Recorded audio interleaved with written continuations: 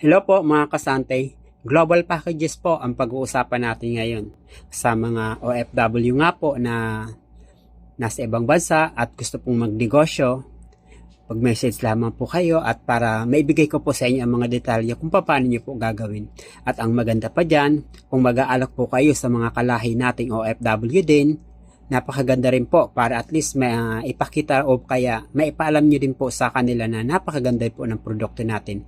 At ang maganda pa po dyan mga ka-OFW, pwede nyo po palang i-alok to sa ibang lahi dahil pwede din po silang pumasok sa ganitong klaseng business, diba? Double purpose po ang gagawin nyo sa mga Pilipino dyan at sa mga ibang lahi po kasi pwede silang pumasok sa company natin pag once po na gusto na rin po nilang magkaroon ng ganitong klaseng negosyo.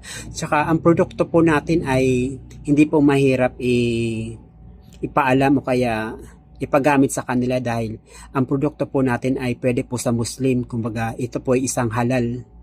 Pwedeng sa mga kapatid nating Muslim, pwede lang inumin.